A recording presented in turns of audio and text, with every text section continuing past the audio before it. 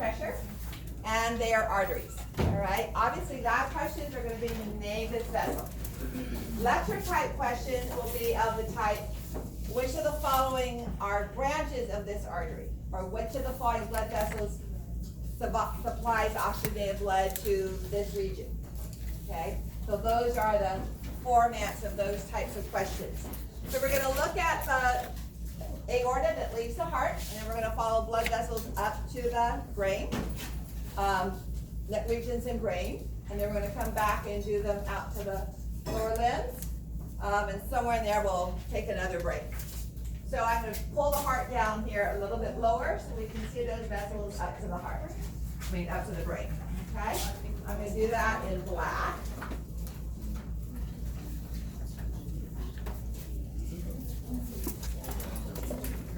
So the aorta has 4 regions, okay? Has the ascending aorta, the arch of the aorta, and many textbooks just call the rest of it the descending, and we're going to divide that into thoracic, where it's above the diaphragm, and abdominal aorta, where it's below. So leaving the heart, the top, we have on the left ventricles, we have the ascending aorta, and I'm going to put in the branches for the coronary arteries. So I'm going to put numbers on these and then just put a key over here.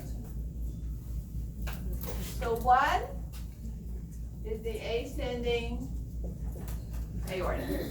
Okay? We have those large sheets of butcher paper. So if you're here on a Friday setting, you may want to check and see if Jeff can bring you some to practice on. I'm not sure how willing the department is to share those, but we bring them out all the time for you to use on tables, and it's pretty cheap. All right? Then we have the arch of the aorta. And actually this is going behind itself if you've looked at diagrams, but I can't draw behind the whiteboard. So I'm going to draw it going more to the left than it actually does. And we're going to have 3 branches coming off of the arch of the aorta, or aortic arch is a quicker way of writing it. And then we'll finish off right down here with the thoracic aorta, and we'll pick up the abdominal aorta when we get to lower structures.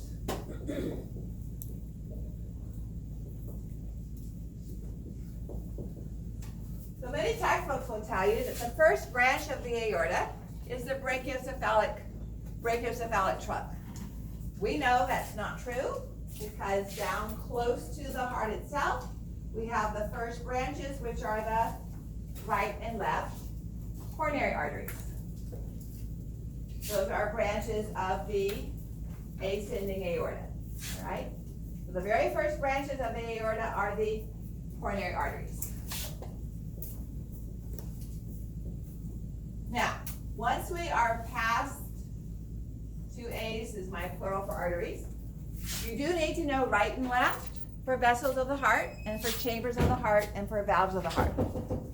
With just a few exceptions, you don't have to identify whether branches of the aorta are right or left branches, okay? Sometimes we do, especially with the veins when they're unique, but otherwise, as a rule, you don't have to identify whether it's right or left. If you were medical students, I would, just so you're always aware of your right and left in your patient, so you're not tying off the wrong vessel or cutting off the wrong limb, okay? But otherwise, we're not going to worry about that. So coronary arteries, and now we see the first branches of the arch of the aorta. This is not symmetrical across both sides of the body. So from the first branch off of the arch of the aorta is a single vessel, which then gives rise to a pair of vessels. This single vessel is called the brachiocephalic trunk. Brachio refers to what part of the body? The arm. And cephalic, the head. So this branch sends blood supply to the head via the common carotid artery and blood supply to the arm via the subclavian. All right?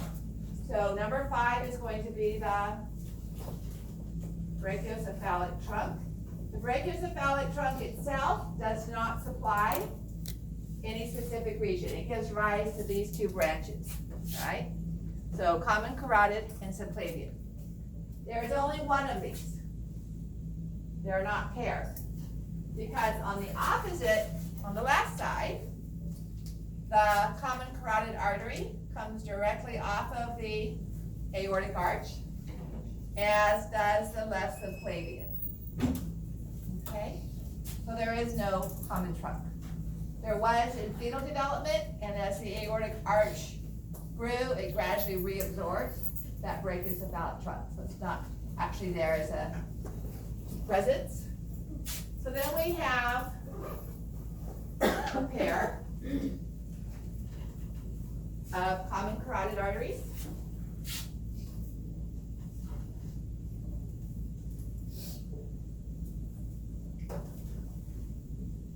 I'm just going to write one down.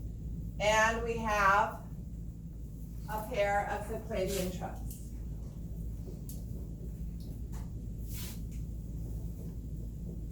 And when we come back and do the blood supply to the limb, I'm going to redraw that, okay, because we have other branches off of that. So here you can see the common carotid on the right side and the subclavian on the right side. The common carotid is then, I'm only going to draw it for the right side, not the left, okay? The common carotid then divides into an external carotid and an internal carotid. External carotid supplies the face and neck and scalp regions. Internal carotid goes through the carotid canal and supplies the brain, okay? So, because the external carotid passes medially, I'm going to draw it on the inside aspect of the common carotid, and the internal carotid artery is just going to go straight up.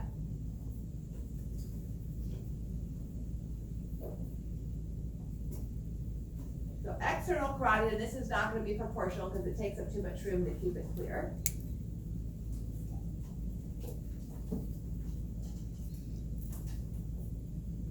So 8, let's see, 7 is subclavian. And let's see, over here. 8 is external jugular. Sorry, external carotid artery.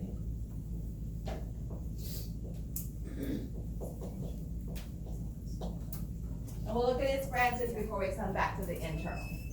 So there are quite a few branches that come off of the external carotid. We're not going to do the lingual. There's also a superior thyroid that comes down to the larynx. Okay?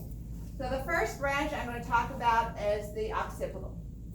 And the occipital wraps around and does the back of the head, which is where the occipital bone is.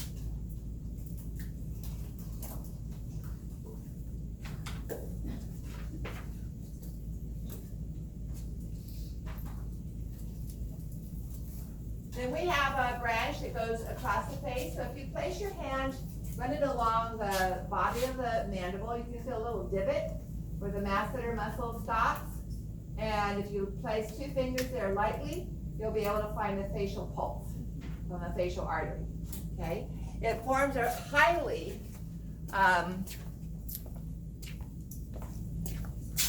convoluted passageway as it crosses the mandible and goes up to the lateral aspect of the nose. So it's right here where it crosses the bare spot of the mandible that you can find a facial artery pulse.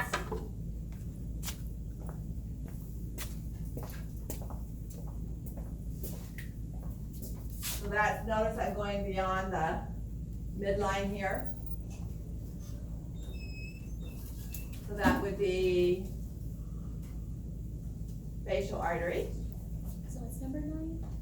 Pardon? Number 9 is occipital. Occipital, okay. And 10 is facial. And then as we keep climbing here, the next vessel that we give off is the maxillary. That's going to go behind the mandible, deep into where we find our pterygoid muscles. So deep and past the posterior aspect of the head.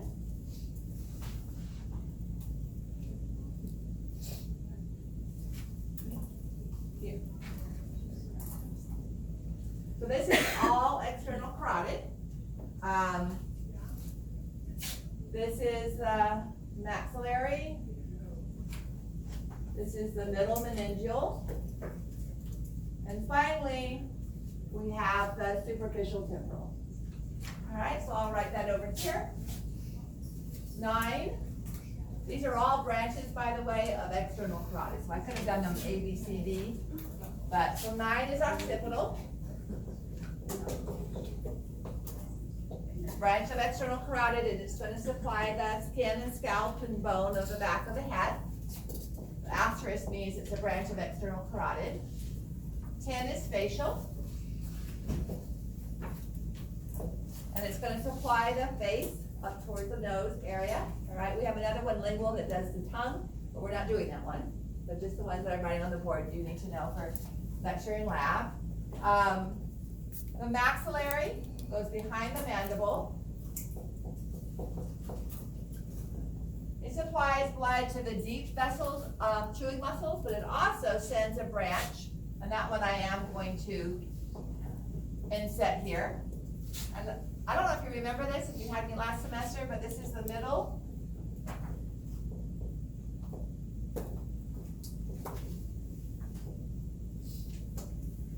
meningeal artery. You can find most of these on our model back here.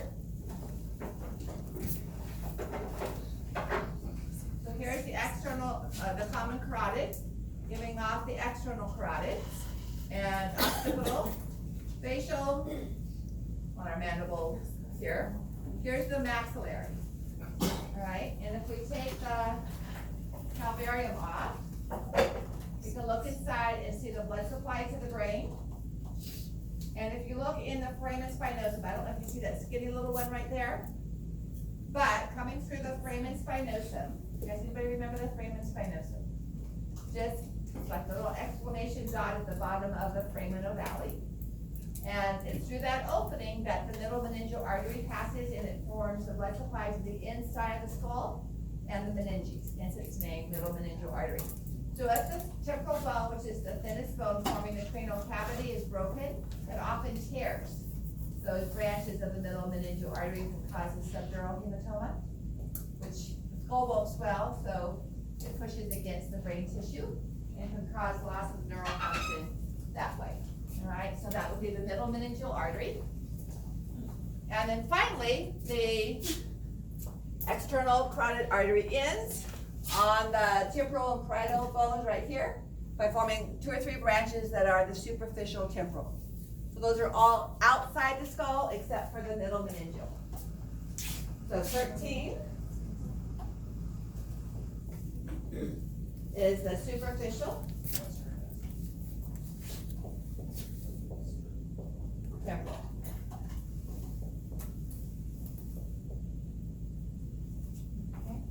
So if we look at the model, again, we can't see all of these because we can't see the maxillary one deep inside deep to the mandible. But here is the facial and the occipital, and here's the superficial temporal. I'm just going to have multiple branches. Now, a model that you can see the maxillary and its branches on is this one.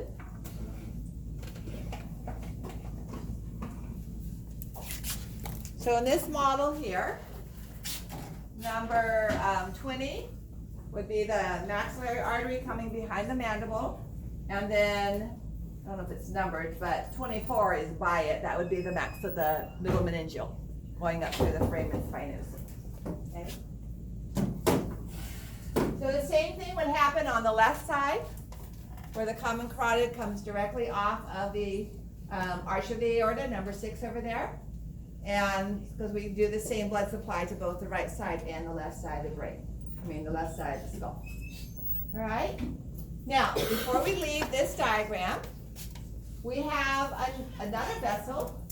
This is a branch of the subclavian, right here. Notice how it's passing up through openings and the transverse processes of the cervical vertebra. The The reason we have those transverse foramina is for the passageway of the vertebral vessels. And then when they get to the atlas, the very first cervical vertebra, they cross over the top and actually enter the skull through the foramen magnum. So let's number our internal carotid arteries here as number 14. And that's going to enter the skull through the carotid canal.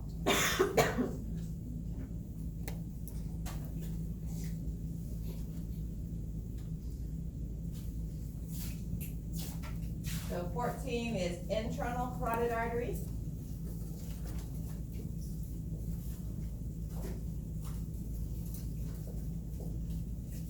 And then coming from a branch of the subclavian, pretty small.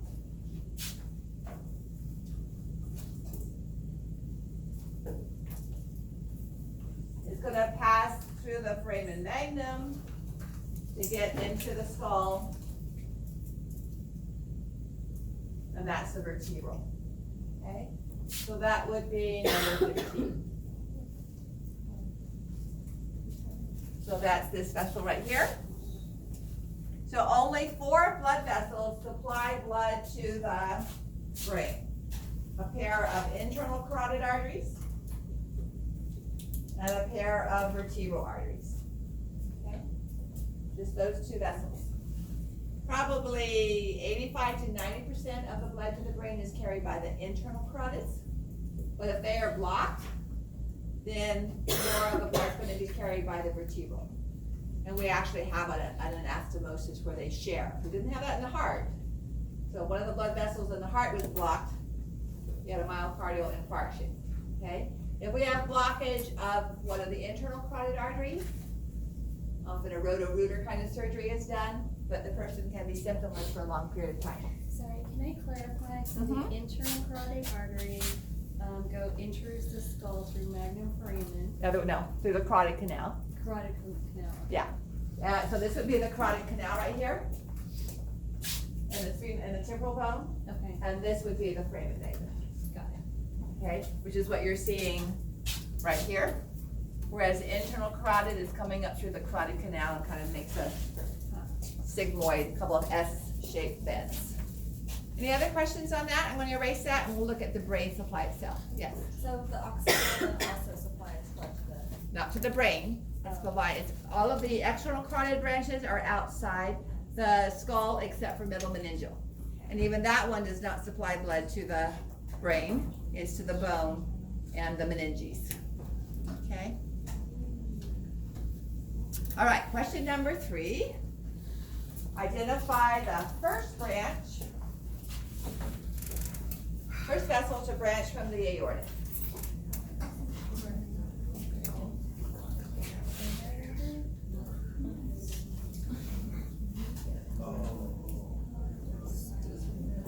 If you can replay your recording devices, I told you the answer to that. Now, would you ever frame a question be something like the first branch also is the aortic artery? Sure. Yeah. Yeah.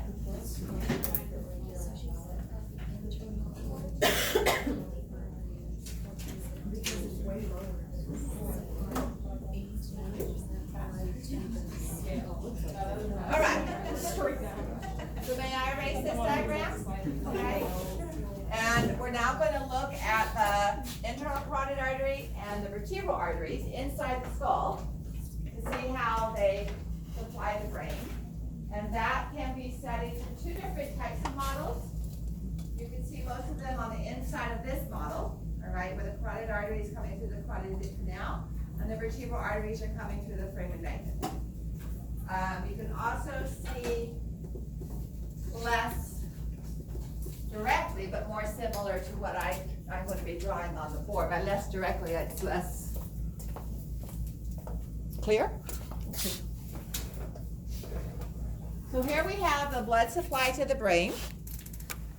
And what I'm going to draw is shown by this little shrimp-like thing that's on the ventral view surface of the brainstem. Okay? And I will write on, thank you, I will write on the board what regions I want you to know that are supplied by which vessels of the brain, okay? I normally cover this in my Bio 430 class as well, but I did not last semester, so you're all in the same boat whether you had me or didn't have me. So here we see, coming off of the brachiocephalic trunk or off of the aorta, the pair of common carotid to internal carotid. Here they're entering into the carotid canal, and then they make this S-shaped curve before we actually see it inside the cranial cavity. And then we have the vertebral arteries going over the top of the first cervical vertebra, the atlas, and passing into the jugular, through the foramen magnum into the skull. So this is what I'm going to diagram on the board. This is what on the model that I showed you. So if you were to take the brain out and look at it like this, that's what you're seeing. Whereas in that model, the brain has been removed and all these vessels have been left on the floor of the cranial cavity. Okay? But the association would be the same. So I can erase this now. Okay, last question number was vertebral artery.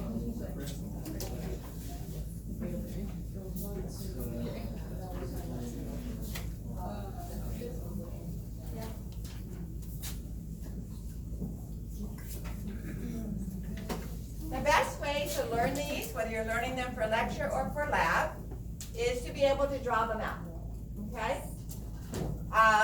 You don't have to draw them in a double open vessel pattern, but imagine you were drawing a map for somebody on how to find their way somewhere. You should be able to draw the entire blood supply to the body in the arterial system in 5 minutes by the time you practice. I have done this on a beach in the Atlantic Ocean. I've drawn it on a hiking path at the top of the Smoky Mountains. Ran into a student of mine on a walk. He's like, I don't understand this. I grabbed a stick and drew it out in the sand. All right. So here's what I mean by not having to draw it as an open vessel. Just kind of like a map. So we have everything I just drew. We have the arch of the ascending aorta, arch of the aorta, thoracic aorta, coronary arteries.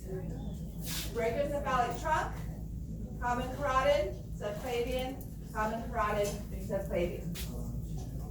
External carotid with the occipital, facial, maxillary middle meningeal, superficial temporal. Okay? Vertebral and internal carotid. So as I'm drawing that, I'm thinking of the sequence and what's the next turn. So if you're drawing a map for somebody, you're thinking, okay, you turn right at the gas station and you're seeing these landmarks. So same thing, as you're drawing the blood vessels, think about the landmarks and where blood vessels are coming off and where they're going to. You'll get scratch paper on the exam. If you just draw this down really quickly, maybe in segments instead of the whole body in one area, and then I have a question, what's the first vessel to branch off the brachiocephalic trunk? You don't have to think it through in your head. You can come to this and find it. It's not enabled, but at least you can see where it's coming off. All right? Or the occipital artery is a branch of which of the following blood vessels? Come find the occipital artery, it's a branch of the external carotid. So again, you're not having to find that file to open in your brain every single time. You've drawn that information onto a piece of paper, and then you can just go to that and figure out what the structures are around it, instead of having to search in your brain, open the wrong file, let me go to somewhere else and check there. Okay? All right.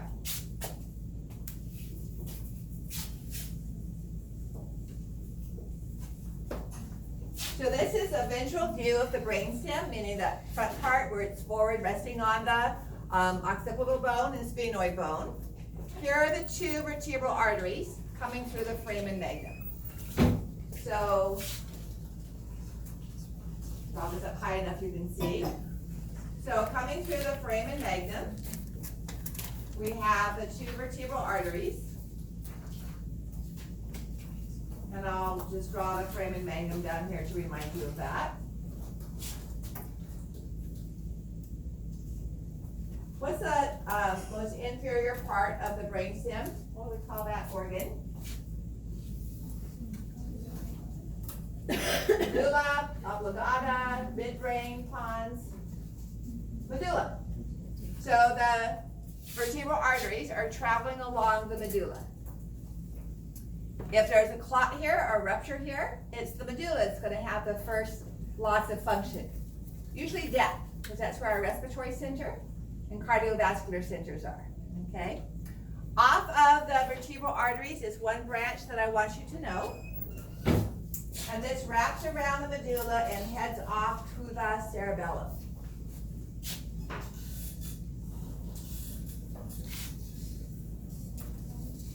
So let's see. You want me to start afresh with number 1, or you want me to continue with number 15 as vertebral artery? Continue? Okay, so 15 is our vertebral artery from the previous list.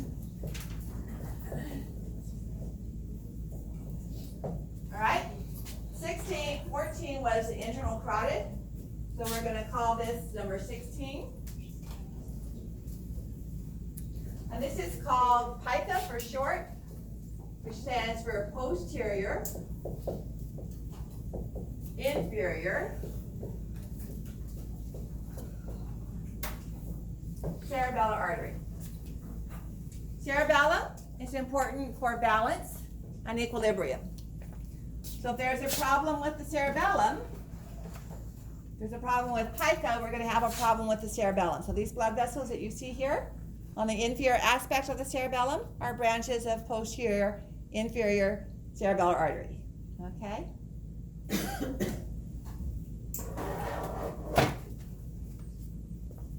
It's not seen on that particular model.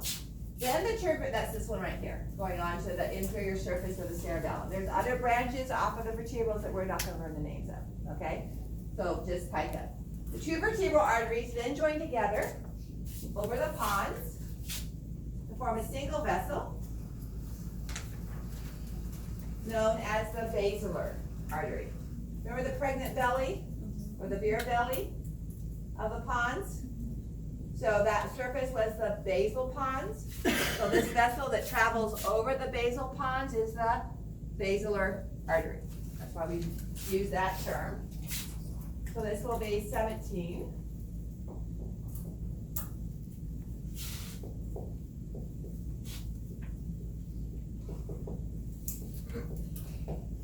So its branches are going to supply the basal pons. And then basilar artery ends, our supply from the vertebral arteries is going to end by forming a pair of posterior cerebral arteries.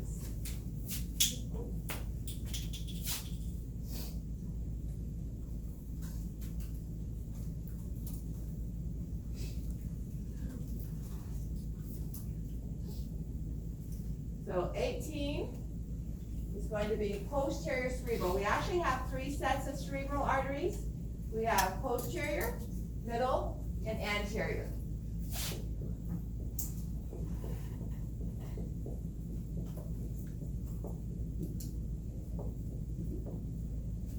Posterior cerebral arteries supply 2 regions: cerebellum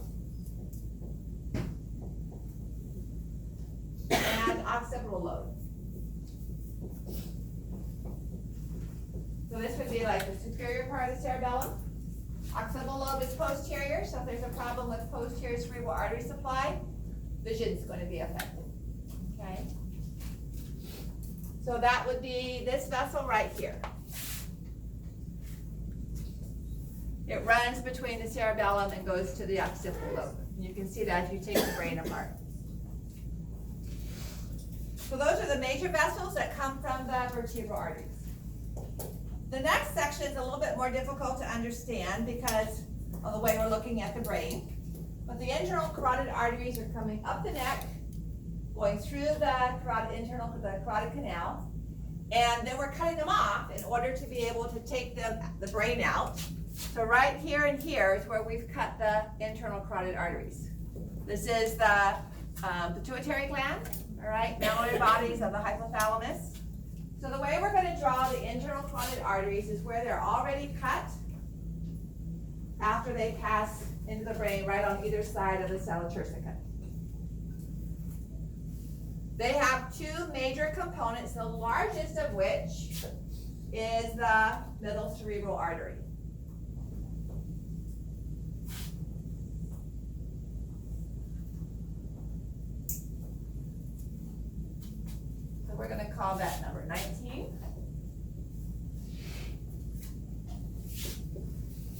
Most of the blood that's supplied to the brain comes via the middle cerebral artery.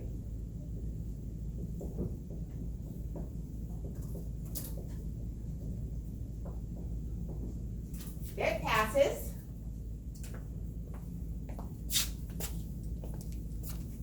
between the temporal lobes, so through the lateral sulcus.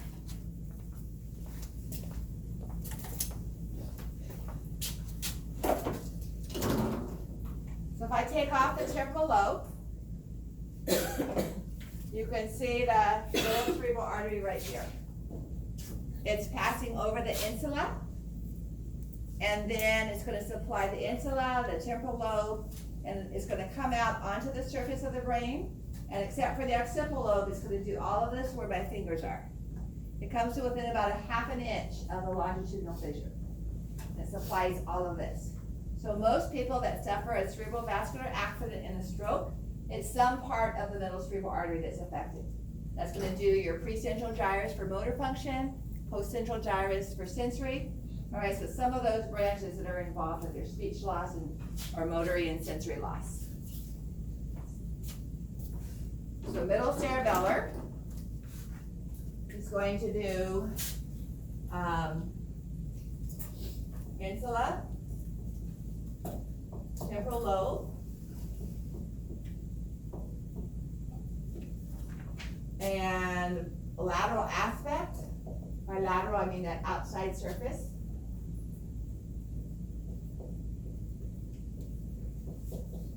Of frontal and parietal lobes.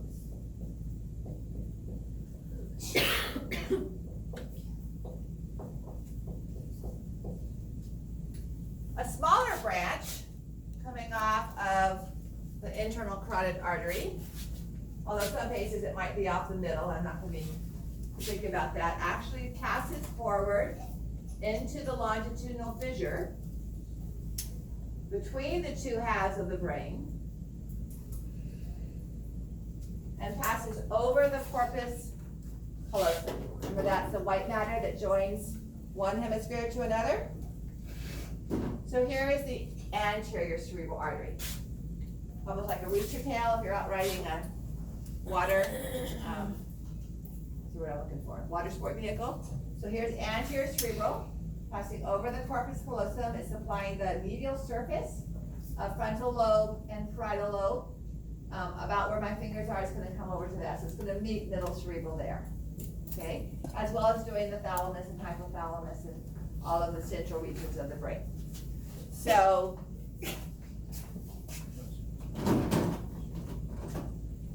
let's see, 20.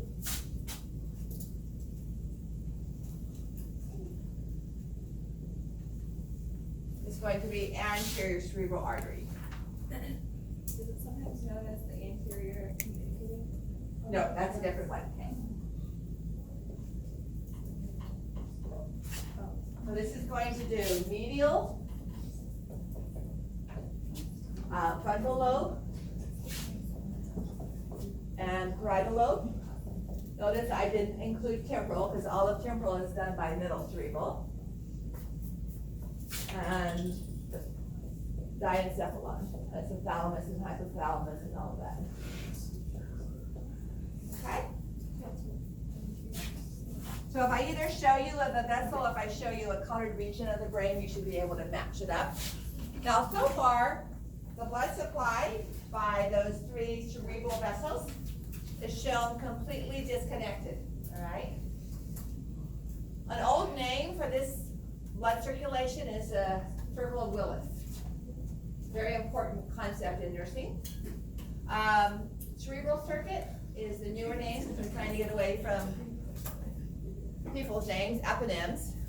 And so we have three vessels that create a closed circuit. Coming from the posterior cerebral, connecting to the carotid artery, internal carotid artery, we have posterior communicating. So we'll make that 21.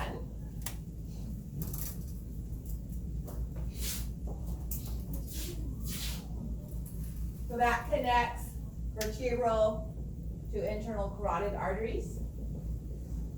And there are two of those.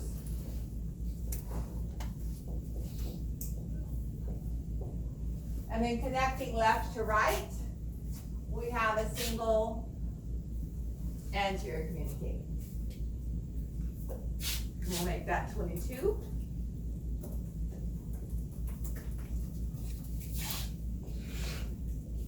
And this closes the circuit and allows blood to shift from vertebral to carotid, or internal carotid to vertebral, or left to right. All right, so here are the two posterior communicating, and there's the single anterior communicating.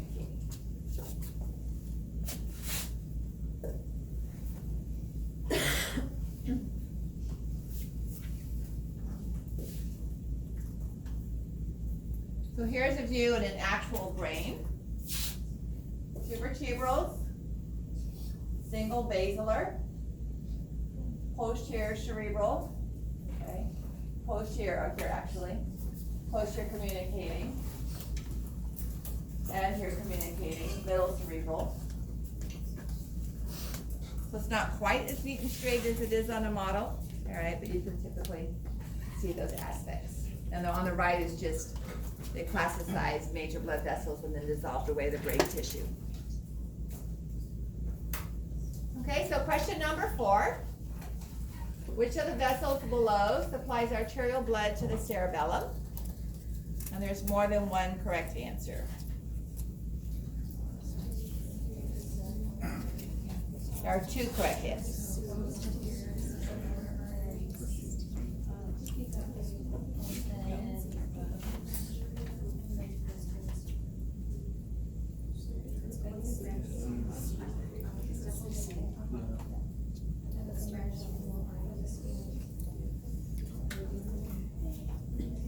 So we have cerebellum written associated with one of them on the board, but the other one by its name, I think you can tell.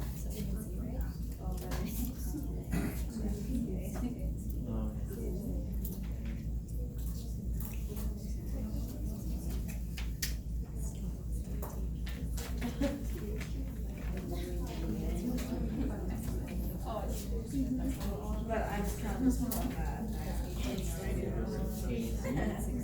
Okay? Anybody want more time on question 4?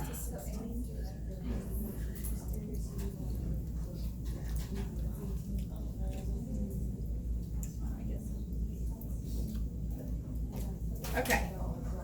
So now we're gonna come back. I'm gonna redraw what I had drawn earlier and move it up higher.